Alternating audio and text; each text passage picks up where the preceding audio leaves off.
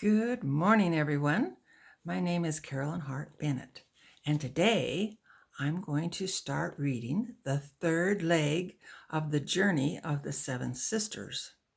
Now, remember, the first leg went from London to New York City. The second leg, overland, went from New York City to Omaha, Nebraska, and then up to Florence, Nebraska, which is the jumping off place for the pioneers. Part 3 is the trek, which takes them from Florence, Nebraska by oxen and wagon to Salt Lake City. And it begins on August 5th, 1863. When they boarded the ship, the Amazon, in London, it was June 6th, I believe. And then when they got to New York City, it was, let me find it here, July 20th. So now it is August 5th, and crossing the plains takes about 3 months, I think. Okay. This is chapter 23, which is the second book. Remember, the second book that I wrote has 2 parts. Overland and the trek. I hope I'm not confusing you. There's only one book, but it has 2 parts. We are now in the second part here, which is actually the third leg. Okay. Chapter 23. The next 3 days were filled with tasks the saints had to do before they could leave Florence for the valley. The leaders worked hard to get every remaining person in Florence assigned to one of the 6 wagon trains departing, and to assign a captain and assistant captain to each one. Then they designated other captains to be in charge of each of 10 wagons. They in turn reported to captains of 50 wagons. It was a different organization than they had been used to on the Amazon, where there were 15 wards with the president over each ward. The 6 companies would leave for the valley within a few days of each other. Then the city of Florence would essentially shut down for the rest of the year until the immigration season began again the next spring. 2 of the 6 wagon trains were independent and were made up of saints who owned their own wagons and teams. The other 4 wagon trains were made up of the down and back wagons, which were brought to Florence by the teamsters from Utah. The original 2 groups of saints from the Amazon were now back together and assigned to the largest train, captained by James Duncan MacArthur, a seasoned trekker from St. George. His train consisted of 75 wagons and approximately 500 individuals. He dubbed his company the Dixie Train because he and so many of the teamsters were from southern Utah, or Dixie, as that area was affectionately called. The reason for this nickname was because the weather down there was very hot, like the southern states, and cotton could be grown. The Horton D. Haight Company, which was one of the independent wagon trains, would follow the Dixie Train in a few days with about 200 saints, including the 7 sisters. "Aunt Lucy, I'm worried," said Eleanor upon hearing the news. "We don't know anyone in the Haight Company, and we don't have anyone we can rely on to help us. And besides that, I'm supposed to be on the health committee of the old Amazon Company." "I didn't think about that," said Lucy. "I wonder if we could talk to some of the leaders and see if they would let us squeeze in with the Dixie Train, even though I own my own wagon." "I guess we won't know unless we ask," Eleanor said. Aunt Lucy made a decision. "Eleanor, you and Caroline come with me. Let's go talk to President Gates." When they found him, he was busy at one of the outfitting stores. Aunt Lucy began earnestly. "President?" "Yes, what can I do for you, Sister Whittier?" He smiled as he shook her hand. "We have been placed in the Haight wagon train because I own my own wagon. But the 6 sisters I am with came with the Amazon saints and longed to be with them on the Dixie Train." Eleanor spoke up. "I've been the head of the health committee for most of our journey, and I really need to be in the same train as my patients." "Yes, I can see we need to remedy that little problem," he said. "I apologize, sisters. I was just looking at names on the page of wagon owners. I'll consult with Captain MacArthur to see if we can get this resolved." He sized up the sisters and then added, "It looks like we'll need to make arrangements for a driver." "I can drive," volunteered Caroline. "I can too," Aunt Lucy said. "And the rest of us can learn to drive if we're needed," said Eleanor, wondering if these inexperienced young women could handle a wagon and oxen for the treacherous trek ahead. President Gates put them at ease. Don't worry about it any more, sisters. I'll let Captain MacArthur know, and he will have one more wagon in his train, and there are lots of returning missionaries there who can help you drive it if it gets to be too much for you." As the three walked back to their tent, thrilled they were back with the Dixie train, Caroline was feeling something else. "He doesn't think we can do it, does he?" she stewed. "Well, I say, let's prove him wrong." "That's exactly what I was thinking," said Eleanor. When the sisters returned to the tent, their other sisters were much relieved with the news they brought. While Caroline had them all together, she had one more thing to say.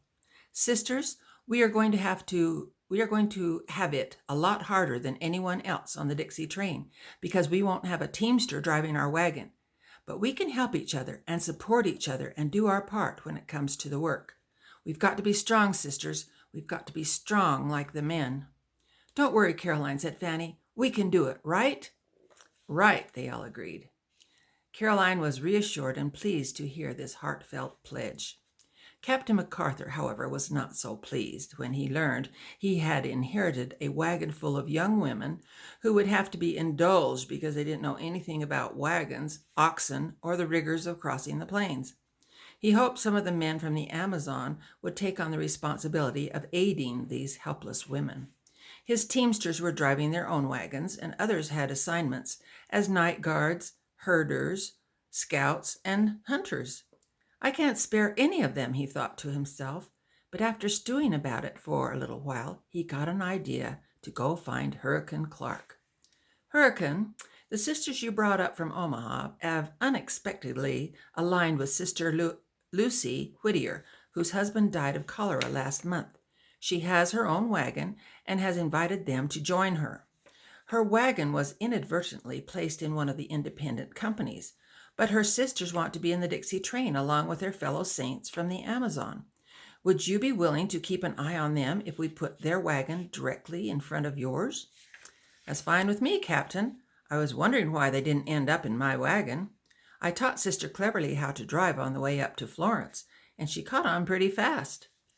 "If they can't handle it themselves, we may have to permanently assign someone to drive their wagon," said MacArthur. "But watch them carefully and let me know if you think we need to do that." "I'll be glad to," said Hurricane, tipping his hat. Then, as an aside, Captain MacArthur muttered, "There's nothing worse than a woman trying to do a man's job." Hurricane smiled. Captain Mac, as all the teamsters called him, was rather gruff sometimes and didn't abide fools.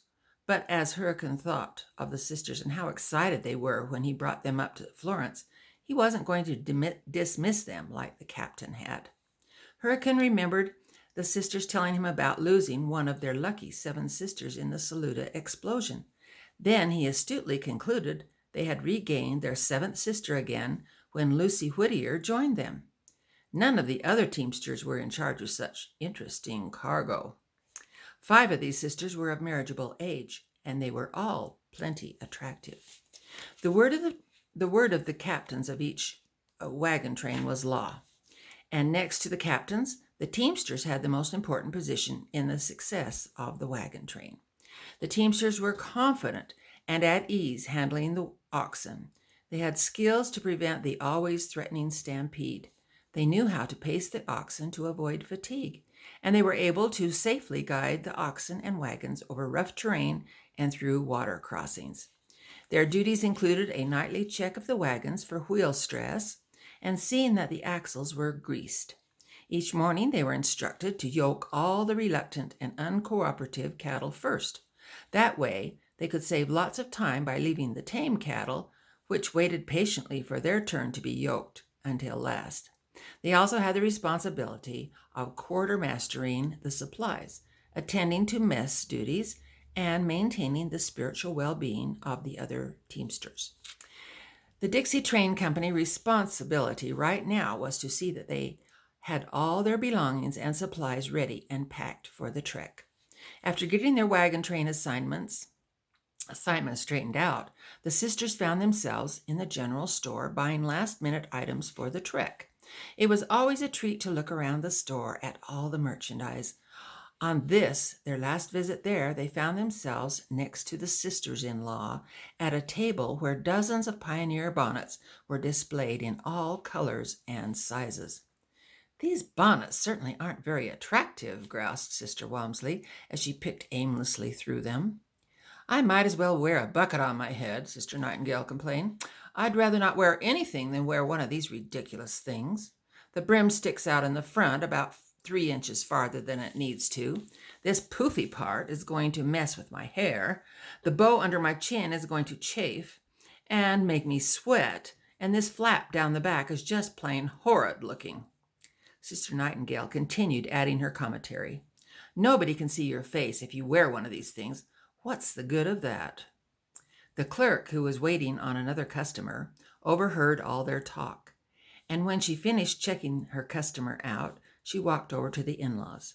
"Sisters, a Pioneer bonnet is made for the purpose of keeping the hot baking sun off your head, your nose, and your neck. It is your prerogative whether to wear one or not. But if you don't wear one, I guarantee you will have pain and discomfort you have never known before. These bonnets are designed to keep you from getting sunburned and overheated so you can accomplish your 20-mile walk every day for the next 2 months.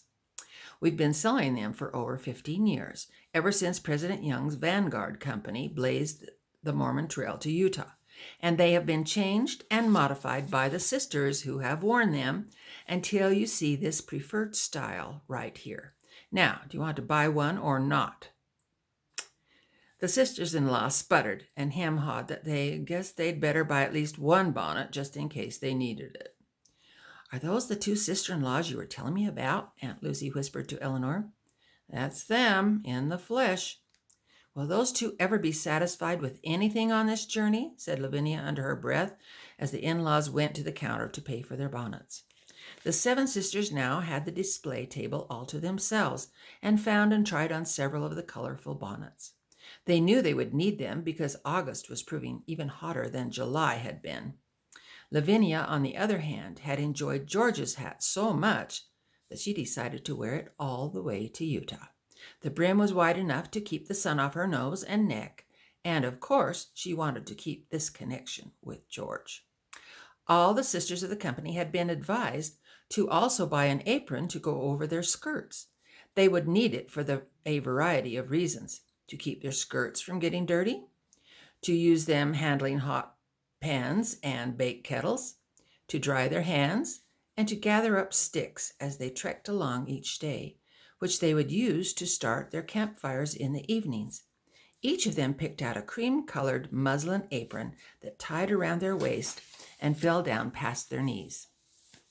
Everyone was admiring their bonnets and aprons except Caroline, who was trying to figure out how she was going to get along without these 2 items on the trek. Eleanor could see her consternation and set her mind at ease when she bought an extra bonnet and apron and presented them to Caroline. Tears of embarrassment as well as gratitude came from Caroline's eyes. The 7 sisters were all set. The next step for the Saints was to take all their luggage to one of 3 stations where weighing machines were located. The Piners were allowed 50 pounds for each adult. Children were allowed half that. The sisters were hoping they had lightened their luggage enough when they were stranded in the middle of Illinois to make the weight requirement. In front of them, a few places in line, were 2 women they didn't recognize from the back. There was something strange about them. The sisters didn't think there was anyone in the Amazon company that was quite that stout. "It looks like your baggage comes in just under 48 pounds, the teamster said, taking the baggage off the scale. The 2 large women smiled at each other, turning just enough to reveal the sides of their faces. Why, that's Sister Walmsley and Sister Nightingale, whispered Phoebe in amazement. How did they get so fat? Giggled Fanny. Twinsies, lower your voice, cautioned Susanna. The twins covered their mouths to subdue their laughter. If you look closely, said Lavinia, you'll see that each one of them has on 4 or 5 extra skirts. They've layered them so they can take more weight than they are allowed. What won't they think of next? Snickered Eleanor.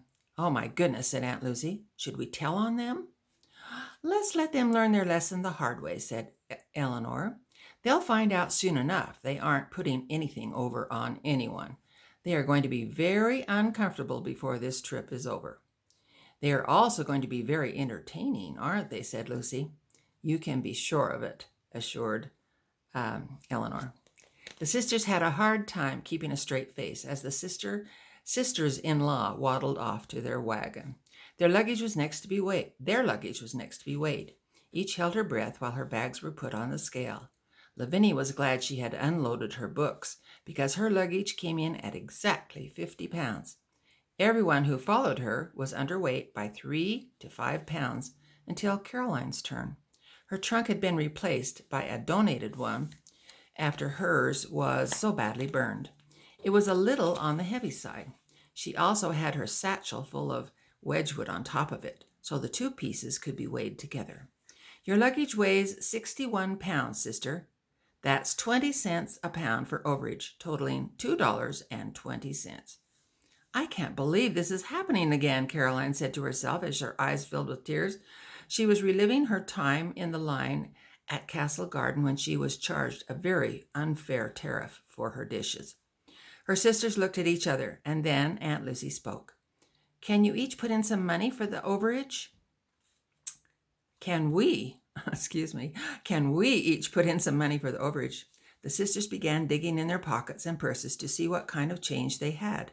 Jane, who was standing close by bouncing a sleeping Lanny, heard the conversation and walked closer. Caroline, I want you to take one of the sovereigns Alinda May gave me for Lanny. Caroline's shoulders crumbled as she whispered, Thank you. I swear I'll repay you when I get to the valley. No need, Caroline, said Jane. Alinda May loved you so much. I'm sure she would approve of my helping you. She reached into her valise and found the bag where she stashed the sovereigns Caroline had cut from Alinda May's hem.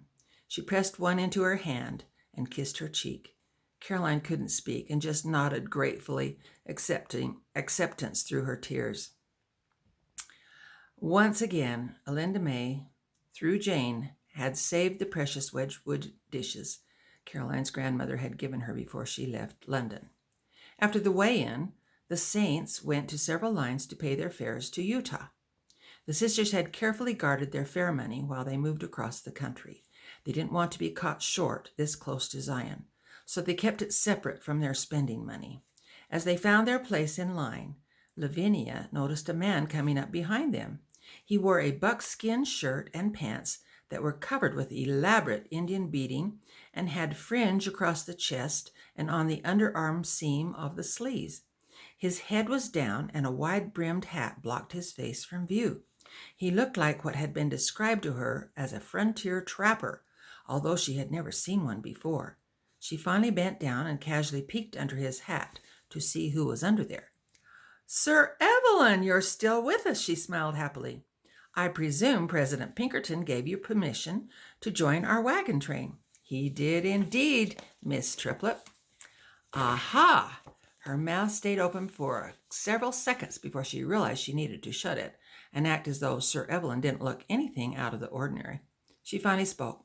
We're so glad President Pinkerton allowed you to join us. But if you don't mind me asking, how are you paying for your fare? I assume your luggage was blown to bits. Don't tell anyone, Miss Triplet, but when I travel, I always keep my money under my shirt covered with a bandage, he said, patting his ribs. So when I was blown off the Saluda and landed on the shore, my money came with me.